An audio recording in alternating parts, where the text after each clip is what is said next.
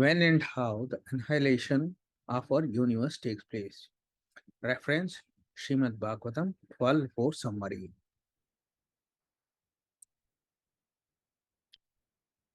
1000 cycles of 4 ages constitute one day of Brahma, and each day of Brahma, called a Kalpa, contains within it the lifetimes of 14 Manus. The duration of Brahma's night is the same as that of his day. During his night, Brahma sleeps, and the three planetary systems, Patala, Martya, and Swarga, meet destruction. Planetary systems above Swarga, Maharloka, Janaloka, Tapaloka, and Satyaloka remains unaffected. This is the Naimittika or occasional or partial annihilation.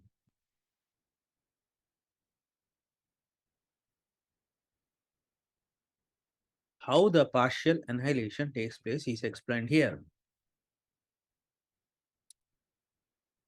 Srimad Bhagavatam 3:11-28. At the end of the day, under the insignificant portion of the mode of darkness, the powerful manifestation of the universe merges in the darkness of night. By the influence of eternal time, the innumerable living entities remain merged in that dissolution and everything is silent. Srimad Bhagavatam 3:11-29. When the night of Brahma ensues, all the three worlds are out of sight, and the sun and the moon are without glare, just as in the due course of an ordinary night. Srimad Bhagavatam 3:11-30. The devastation takes place due to the fire emanating from the mouth of Sankarshana or Anantasesha, and thus great sages like Bhrigu and other inhabitants of Maharloka transport themselves to Janaloka, being distressed by the warmth of the blazing fire which rages through the three worlds below.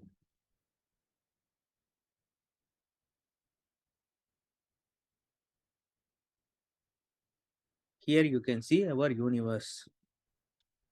During the partial annihilation, all the planetary system up to Swargaloka are devastated, and the planetary systems above Swargaloka, Maharloka, Janaloka, Tapaloka, and Satyaloka remains unaffected. Here you can see Anantasesha, Lord Sankarsana, holding the entire universe on one of his foots. The fire emanating from his mouth annihilates the universe up to Swargaloka.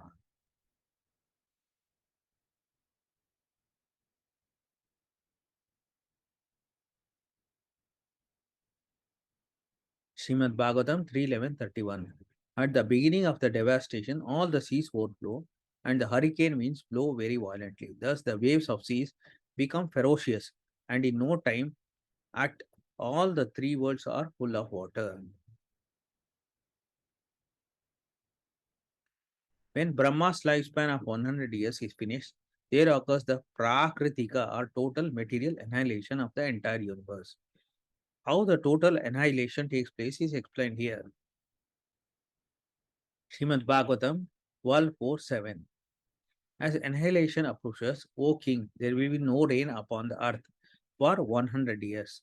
Drought will lead to famine, and the starving populace will literally consume one another. The inhabitants of the earth, bewildered by the force of time, will gradually be destroyed. Srimad Bhagavatam 12:4-8. The sun in its annihilating form will drink up with its terrible rays all the water of the ocean, of living bodies, and of earth itself. But the devastating sun will not give any rain in return. Srimad Bhagavatam 12:4-9. Next, the great fire of annihilation will flare up from the mouth of Lord Sankarshana, carried by the mighty force of the wind. This fire will burn throughout the universe, scorching the lifeless cosmic shell. 12 Srimad Bhagavatam 12:4-10. Burned from all sides, from above by the blazing sun, and from below by the fire of Lord Sankarshana. The universal sphere will glow like a burning ball of cow dung. Srimad Bhagavatam 12.4.11. A great and terrible wind of destruction will begin to blow for more than 100 years, and the sky covered with dust will turn grey. Srimad Bhagavatam 12.4.12. After that, walking groups of multicolored clouds will gather, roaring terribly with thunder, and will pour down floods of rain for 100 years. Srimad Bhagavatam 12.4.13. At that time, the shell of the universe will fill up with water, forming a single cosmic ocean.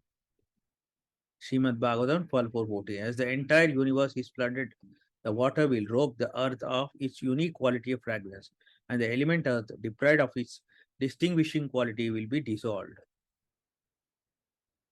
Srimad Bhagavatam 12.4.15.19. The element fire then seizes the taste from the element water, which, deprived of its unique quality, taste, merges into fire.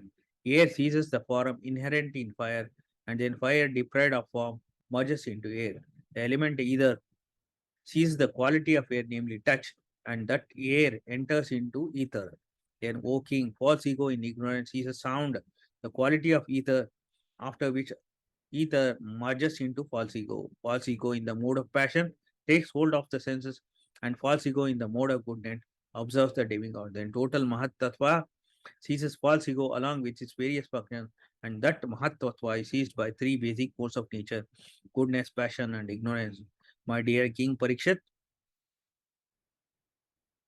these modes are further overtaken by the original unmanifest form of nature impelled by time.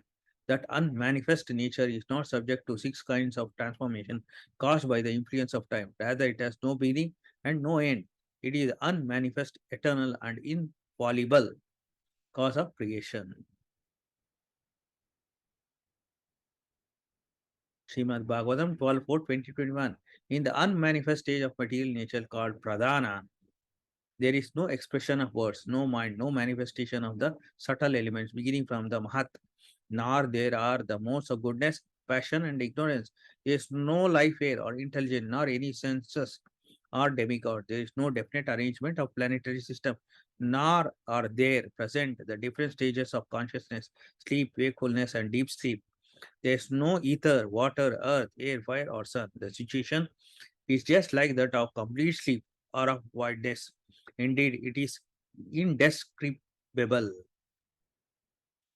Authorities in spiritual science explain, however, that since pradhana is the original substance, it is the actual basis of material creation.